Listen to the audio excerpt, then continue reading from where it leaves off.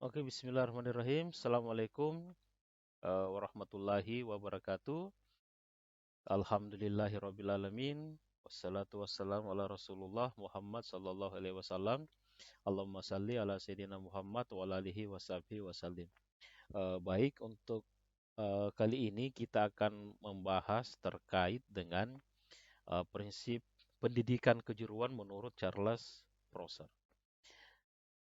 Nah, menurut Charles Prosser ini ada 16 prinsip yang dikenal dengan 16 prinsip Prosser ya terkait dengan pendidikan kejuruan.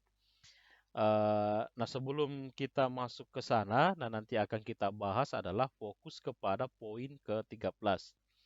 Izinkan kami menyampaikan beberapa hal ya terkait dengan siapa sih sebenarnya Charles Prosser ini. Ya, beliau ini adalah seorang pakar pendidikan kejuruan yang berperan penting dalam pengembangan sistem pendidikan yang memiliki fokus pada persiapan tenaga kerja terampil. Nah, kita kembali secara definisi secara umum saja untuk pendidikan kejuruan itu apa sih sebenarnya? Ini pendidikan yang memiliki orientasi pada pengembangan keterampilan praktis dan penerapan pengetahuan dalam dunia kerja. Kemudian kenapa pendidikan kejuruan itu penting? Karena ini dianggap sebagai solusi ya kekurangan akan tenaga kerja terampil. Nah, pendidikan kejuruan ini memiliki peran penting dalam mengatasi kekurangan tenaga kerja terampil, di mana dengan pendidikan kejuruan ini itu mampu mempersiapkan ya para peserta didik atau siswa dengan keterampilan yang relevan dengan dunia industri. Seperti yang kita bisa lihat ya dari program-program dari kementerian yang berjalan sampai sekarang itu adalah untuk di SMK atau pendidikan vokasi itu adalah 8 plus satunya, 8 plus I ya termasuk dengan link and match ya, link and match dengan industri. Nah, di dalam prinsip-prinsip pendidikan kejuruan ini ada 4 ya, ini berpusat pada pekerjaan, kemudian yang kedua mengintegrasikan pengetahuan dan keterampilan, kemudian yang ketiga mengajarkan melalui pengalaman nyata, dan yang terakhir yang melibatkan kompetensi teknis dan akademis. Jadi keempat prinsip ini yang secara umum diterapkan di pendidikan kejuruan. Nah, sekarang kita masuk kepada fokus dari prinsip ke-13 menurut prinsip Prosser ini. Nah, dalam prinsip ke-13 ini ya pendidikan kejuruan merupakan layanan sosial yang efisien jika sesuai dengan kebutuhan seseorang yang memang memerlukan dan memang paling efektif jika dilakukan lewat pengajaran kejuruan. Ini maksudnya apa? Dalam penerapan prinsip ini memang akan membutuhkan ya memerlukan banyak sumber daya di dalam penerapannya.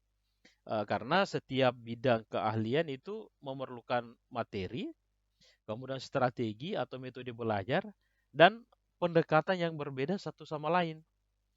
Nah, kebutuhan masing-masing jurusan tadi yang harus dipenuhi ini itu mesti dipenuhi agar proses pembelajarannya itu bisa berjalan maksimal. Nah, di Indonesia atau di negara kita ini sudah diterapkan dalam skala tertentu. Ya, misalnya ada matematika khusus untuk bidang keahlian atau pernah kita juga dapatkan fisika terapan atau kalau misalnya kita singgung-singgung sekarang ya di kurikulum Merdeka itu menekankan kolaborasi ya, kolaborasi antar guru lintas mata pelajaran. Ya mungkin guru-guru di luar daripada dalam tanda petik produktif itu ya bisa berkolaborasi. Misalnya sekarang bahasa Inggris dianggap sebagai mata pelajaran kejuruan. Karena ini berhubungan mungkin terkait dengan toolsnya atau pengucapannya atau penyusunan tata bahasanya.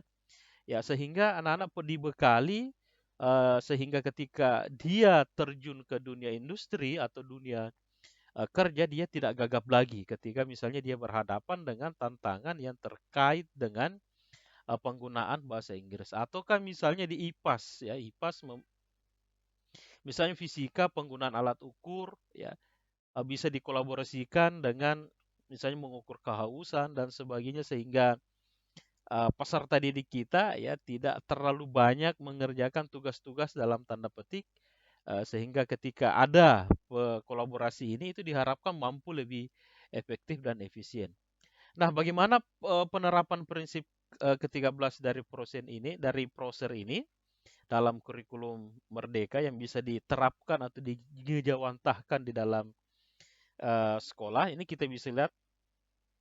Nah, prinsip ke-13 dalam pendidikan kejuruan ini adalah yang menurut Proser tadi akan dianggap efisien ya karena penyiapan pelayanan bagi masyarakat untuk kebutuhan tertentu pada waktu tertentu.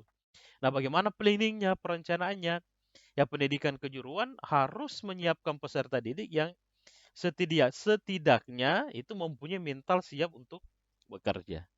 Ini planningnya. Sehingga ketika bagaimana implementasinya? Implementasinya memberikan dorongan ya atau motivasi terhadap siswa agar semangat untuk mendapatkan pekerjaan dan bekerja dengan baik. Terus pengembangannya gimana ya pengembangannya? Ya dengan motivasi yang baik tadi itu ya untuk mendapatkan pekerjaan ya diharapkan peserta didik kita itu akan lebih tangguh untuk mencari pekerjaan yang baik dan tidak putus asa jika belum mendapatkan pekerjaan yang kurang baik. Nah, untuk evaluasi yang berdasarkan pengamatan-pengamatan kita di lapangan, nah tugas guru BK dan guru produktif ini sangat berperan besar ya untuk membangkitkan mental, sekali lagi mental pekerja bagi peserta didik kita agar ketika sewaktu-waktu dibutuhkan oleh masyarakat, industri, dunia kerja, itu mereka sudah siap untuk melaksanakan.